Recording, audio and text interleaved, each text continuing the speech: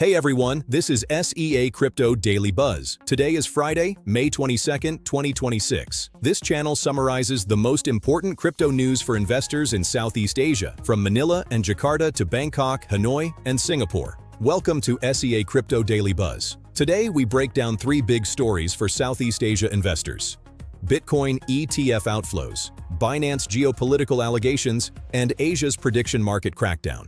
Stay tuned for clear, fast insights you can use. Let's get into it.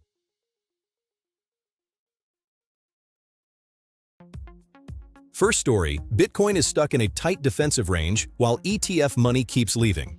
BTC is hovering around $77,000, and Hashkey Research is calling $75,000 to $77,000 the key short-term support zone, with the recent drop blamed on leverage liquidation rather than a structural trend break.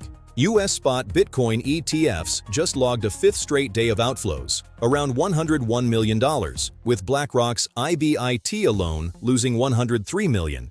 U.S. spot Ethereum ETFs are now 9 days deep in outflows, losing another $32 million yesterday. The Coinbase premium remains weak, signaling American sellers are still in control. For Southeast Asia traders, the takeaway is simple. As long as BTC defends 75,000, this is a controlled correction, not a crash. But if 75,000 breaks, expect a quick test of 72 to 73,000. So keep position sizing tight and avoid leveraged longs on bounces.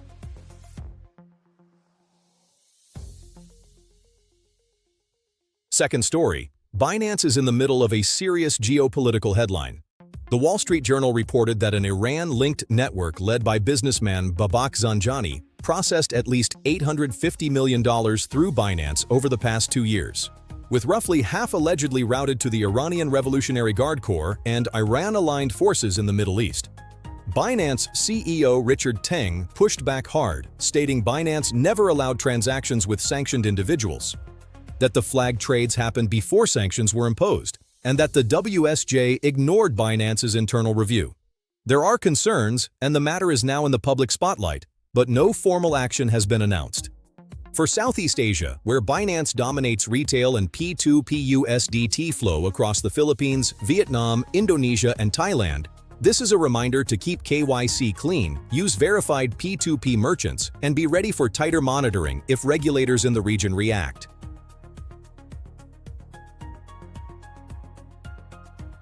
Third story, Asia's prediction market sector just took a regulatory hit. India's Ministry of Electronics and Information Technology classified prediction markets as online gambling and ordered Polymarket to stop operating in the country, with similar action expected against Kalshi. At the same time, Polymarket is quietly lobbying for entry into Japan with a 2030 licensing target, trying to offset U.S. pressure and rising competition from Kalshi. The pattern matters for Southeast Asia. India's hardline and Japan's slow licensing approach are exactly the two regulatory templates that Singapore, Thailand, the Philippines, Vietnam, and Indonesia tend to copy. SEA traders who use Polymarket through VPN should expect access friction, and any local prediction market or on-chain betting product will likely face stricter classification this year. Quick summary of today's three stories. 1. BTC 77K range, ETF outflows.